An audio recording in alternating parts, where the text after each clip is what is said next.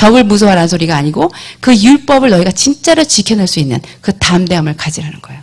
근데 이것은 로마서에서도 똑같죠. 왜냐면 너희가 복음을 부끄러워하지 말라 그러잖아. 내가 복음을 부끄러워하지 아니하노니. 왜냐하면 수많은 자들이 자신의 문화와 다른 문화를 갖고 있거든요. 그렇기 때문에 부끄러워할 수밖에 없지만 그 복음을 부끄러워하지 않고 지켜내는 것처럼 이들에게도 똑같이 율법을 지켜내라는 그런 담대함을 가지라는 것입니다. 근데 이 율법이라는 그 히브리어를 번역을 하면은 그게 토라가 됩니다. 근데 이 토라가 율법이라는 의미에서 우리가 많이 오해가 있어요. 그래서 우리가 이 신약에 와서는 율법의 의로, 율법의 행위에 의해서 우리가 거듭난 것이 아니고 믿음의 의로 거듭났다고 하면서 율법을 거의 터부시하지 않습니까? 그래서 율법의 히브리어인 토라 자체도 나쁜 것으로, 부정적인 것으로 생각해서 우리가 토라를 많은 교회에서 이제 버렸습니다. 한마디로 구약을 거의 버린 거나 마찬가지예요. 근데 사실은 토라의 진정한 의미는 율법이 아닙니다. 예, 토라를 번역해서 우리가 율법이라고 하지만 사실은 토라는 율법이 아니라 가르침이라는 뜻이래요. 그러니까 뭐냐면 어떠한 율법이라는 성격을 얘기했을 때는 어떤 규칙을, 어떤 규정, 규범 그런 것들을 지켜내면 그러면 모든 것을 다 한 것처럼 그렇게 느껴지지 않습니까? 근데 사실은 그 토라라는 의미는 그 좁은 의미의 율법을 떠나서 그 모세 오경 전체의 그 가르침을 얘기한다는 거예요. 그래서 모세 오경이 창세기, 출애굽기, 레위기, 민수기, 신명기 있지 않습니까? 그러면 그 5개의 책 안에서 온통 얘기하고 있는 그 하나님의 구원의 파노라마 그리고 그 구원의 엄청난 이야기 속에 담겨진 그 가르침 그래서 그 안에서 발견된 하나님이 어떤 분이신가 이거를 지켜내라는 것이 율법을 지키라는 건데 그 토라를 지켜내라는 건데 이것이 우리 신학에 와서는 어떠한 개념으로 됐냐면 율법이 어떠한 규칙과 규정을 지켜내기만 하면 되는 것으로 그래서 그것은 별로 중요한 것이 아닌 것으로 그렇게 됐다는 것입니다. 그런데 사실상으로는 율법은요 그들 안에 진정한 그 모세오경을 통해서 그들이 어떠한 소명을 가진 자이고 어떠한 사명을 가진 자인지 그거를 옳게 인식할 수 있도록 그래서 주어진 것이 토라인 것입니다. 그래서 토라를 우리가 자꾸 돌아가야 된다. 토라로 돌아가야 된다. 그리고 토라를 알아야 된다. 그 말은 여기에서 의거한 것입니다. 그러니까 율법으로 돌아가는 말이 아니라 율법은 아주 작은 의미에서의 그 토라의 한 부분이라면 토라 전체는 구약의 그 모세오경의 전체 가르침이라는 것입니다. 그래서 그 전체 가르침 안에서 나타나는 그 하나님이 그의 백성이 어떻게 살기를 원하셨는가 또 하나님은 어떠한 분이셨는가 그거를 알아내라는 것입니다. 그것을 발견해내고 재발견해낼 때 우리가 진정한 신약 백성으로도 살 수가 있는 것입니다. 그래서 우리가 다시 이스라엘의 역사나 이스라엘의 구약으로 다시 자꾸 그 재조명되는 이유가 그런 것입니다. 왜냐하면 진정한 하나님의 가르침이 율법이라는 의미에 의해서 이 기독교는 율법이 좋지 않은 것으로 부정적으로 생각되어서 버린 부분이 많기 때문에 이제 그것을 다시 재발굴해내는 그런 과정 가운데 있는 것입니다. 그래서 토라는 이 모세의 산상수훈이라고 할 수도 있대요. 그러니까 우리가 신약에서 그 산상수훈의 삶을 통해서 기독교란 이런 삶을 살아야 된다. 그런 것처럼 모세는 이 토라를 통해서 이제 너희 이스라엘 백성이 가나안으로 들어갈 건데 그러면 가나안에서 어떠한 삶을 살아야 될 것인가 그거를 이 모세오경을 통해서 토라를 통해서 자세하게 드러나게 했다는 것입니다.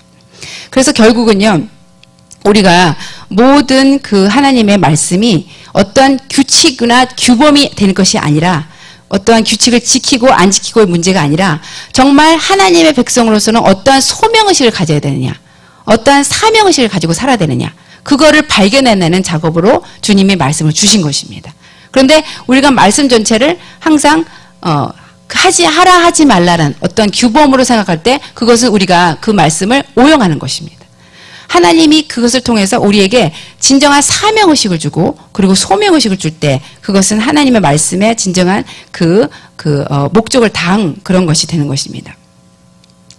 그래서 이스라엘은 이 토라를 통해서 정말로 하나님이 누구신지 그리고 그 핵심적인 그 땅의 주인이 누구인지, 그리고 주의 역사적 그 사명, 그것을 발견하는 그러는 그 백성으로서 불림을 받았습니다. 그런데 이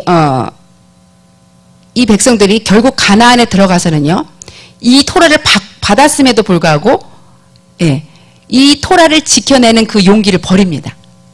그리고 그 7 족속이 가진 그 문화에 휩쓸리게 돼요. 근데 이 가나안 땅은요, 원래 이스라엘 땅이 아니었어요. 원래 이스라엘 땅이 아니고 주님의 언약을 지켜낼 때에만 너희가 이 땅을 차지할 것이다. 그러한 언약의 땅이었습니다. 그래서 이 백성이, 이스라엘 백성이 이 언약의 땅에 들어가서 주님의 언약을 지켜내면 그 땅을 차지할 것이지만, 그 땅을 지켜낼 의미가 있는 것은 언약을 지켜낼 때이기 때문에 그들이 들어가서 그 족속들과 함께 흡쓸려서 완전히 그 언약을 파기했을 경우에는 하나님은 이 땅을 그들에게 줄 수가 없는 것입니다. 그래서 결국은 바벨론에서 멸망하고 그 쫓겨나는 신세가 되는 것입니다. 그래서 이 가나안을 취한다는 것은 굉장히 힘든 일이에요. 이스라엘 백성도 결국은 후자를 택하고 패망하지 않습니까? 이것이 과거의 역사예요. 그런데 하나님은 우리에게 이 시점에서 우리에게 이제 세계 선교의 불을 얘기하시고, 그리고 가나안을 취하라 그러시면서 이스라엘의 그 과거의 실수를 답습하지 말라. 그리고 너희들은 가나안을 취하는 자가 되라. 그렇게 말씀하고 계시는 거예요. 그러면서 가나안 땅을 취하는 수많은 자들이 일어나고 있는 것을 보여주십니다. 지금 수많은 자들이 가나안을 취하는 그러한 자리에 있습니다. 그리고 우리 교회가 그러한 자리에서 이제 첫 번째 미션 트립을 가게 되는 거예요.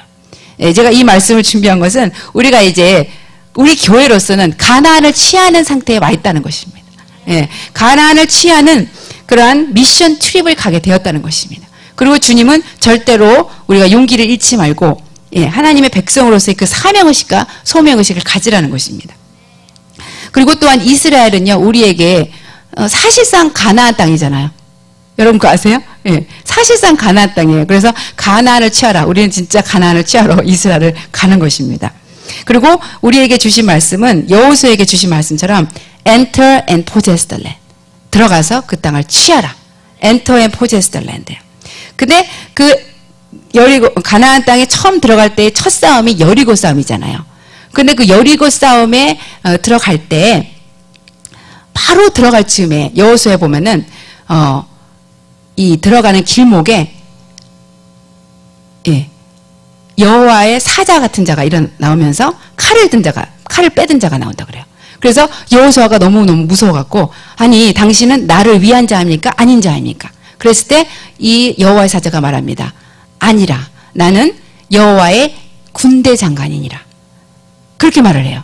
그러면서 너는 거룩한 땅이니 이 신을 벗고 이 땅은 거룩한 땅이라고 그렇게 말씀합니다. 그 말은 무엇이냐면, 이제 여리고를 취하기 바로 직전에 하나님은 똑바로 하고 싶었던 것인 거예요. 이것이 너희의 싸움이 아니다.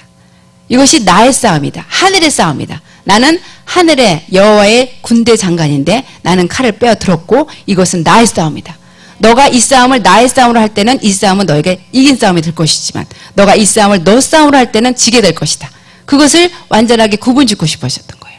지금 우리 교회에 하나님께서 이제 가나안을 취하라고 하는데 주님께서는 여호와의 군대 장관이신 그분이 칼을 빼어들었다고 말씀하십니다. 이제 칼을 빼어들고 너희가 이 전쟁이 나의 전쟁이라고, 하늘의 전쟁이라고 하고 나의 편에 설 때, 그리고 너는 이 전쟁을 이기게 될 것이라고 말씀하시는 거예요. 예, 그래서 이스라엘과 이제 이스라엘을 취하고, 또한 우리가 썸머스쿨을 통해서 이 아이들을 취하고 또 보스턴을 취하게 될 때 하나님께서 이 모든 것을 가나안 땅으로 너에게 주었다고 말씀하시는 거예요. 예. 그리고 우리가 이 땅을 얘기할 때 땅은 언약의 장소이기도 합니다. 이스라엘 백성이 지금까지 너무너무 힘들었던 것은 그들이 언약의 백성이기도 하지만 그들이 땅이 없었다는 것입니다. 오랜 동안 땅이 없었어요. 근데 이제 1948년에 땅이 회복된다는 것은 그 언약이 다시 회복된다는 것을 말해요. 그리고 다시 요즘에는 토라가 회복된다. 그거는 토라는 언약의 규정입니다. 그 땅에서 어떻게 살아야 되는 건지를 다시 밝혀주는 거예요. 그래서 지금 회복되는 것이 무엇이냐면 땅이 회복되고 있고 토라가 회복되는 것입니다. 그리고 이 두 개가 함께 우리 이스라엘 땅에서 회복될 때 진정한 그 주 예수 그리스도의 재림을 당기는 그러한 일이 일어날 것입니다. 그래서 이 땅을 통해서 이들은 정체성과 소명으로의 부르심을 받았어요. 그리고 이 땅이 회복될 때마다 자신이 누구인지를 다시 회복되는 그런 그 일들이 일어났습니다. 그런데 디아스포라 유대인들이 이제 바벨론 포로 이후에 약속을 받습니다. 너희들이 이제는 해방될 것이다. 포로로서 해방이 될 것인데 그 비전을 받게 그 종으로서 해방이 될 때 이제는 너희들이 하나님의 종으로서 원대한 비전을 갖게 될 것이다.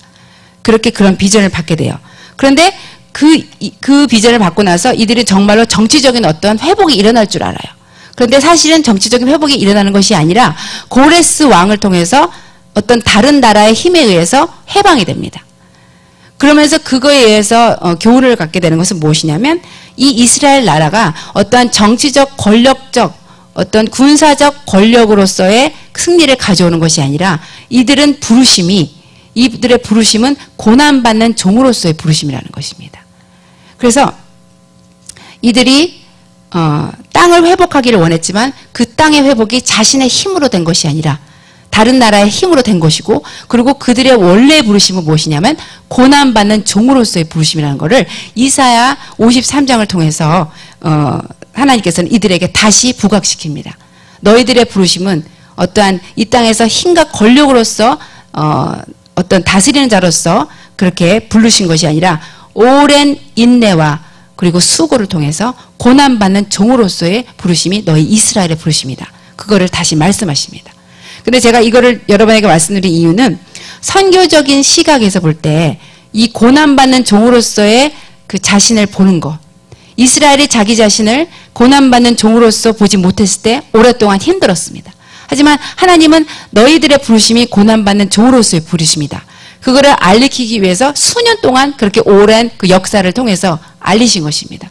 그런데 지금도 우리에게 이 교회로서의 부르심을 부를 때 주님은 너희들은 고난받는 종으로서의 부르심이 있다. 그래서 우리 자신을 고난받는 종으로서 보게 될 때 비로소 선교적인 시야가 열린 것입니다. 우리가 선교를 할 수 있는 선교의 불을 받게 되는 것은 이 시야가 열린 것입니다.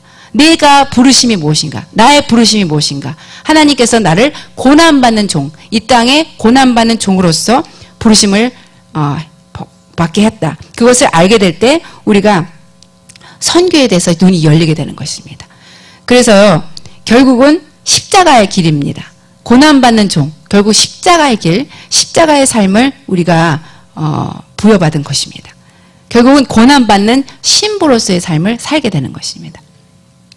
그래서 조용한 수고와 무한한 인내의 길을 가는 것, 그것이 이스라엘의 부르심이었고 또한 교회의 부르심인 것입니다. 그리고 우리의 부르심은 그래서 고난받는 신부입니다. 근데 여러분 생각해 보세요. 고난과 신부에 대해서 우리가 얘기할 때 신부가 왜 요즘에 더 그렇게 드러나는 이름으로서 많은 사람들이 불려주고 있냐면은 신부의 특성은 순수하다는 것입니다. 예, 순결하다는 뜻이고, 그리고 정련돼 있다. 예, refined 돼 있다. 그리고 굉장히 cleansed 돼 있다. 퓨어하다. purified 돼 있다. 그것이 신부의 특징이지 않습니까? 근데 그러려면 고난이라는 말이 같이 안 붙으면 안 돼요. 신부가 될 수 있는 것은 정련되고 정제되고 완전하게 refined 된 그런 purified 된 그것이 신부의 특징인데, 그러려면은 석공이 마지막 그 작업을 하는 것처럼 완전한 고난의 풀무에 들어가야 되는 것입니다. 그래서 지금 이 마지막 때에 하나님께서는 신부를 일으키고 있어요. 마지막 때 영광스러운 신부를 일으키고 있어요. 그 말은 뭐냐면 극심한 환난이 올 것을 말하는 거예요. 어떻게 신부가 더 영광스러워지고 어떻게 신부가 더 퓨리파이 될 수 있느냐. 환난이 온다는 것입니다. 환난을 통해서 그를 더 순결하게 만들겠다는 하나님의 의도와 그 뜻이 담겨 있는 것입니다. 그래서 이 정제되고 정련된 신부, 그것이 바로 하나님의 소원입니다. 이 신부는요, 릭 조인의 말에 의하면 새 예루살렘과 같다 그래요. 그래서 횃불과 검을 쓴 릭조너의 그 책이 가장 좋은 것 같아요. 제가 생각했던. 근데 그 횃불과 검을 보면은 거룩한 성 세르 예루살렘이 하늘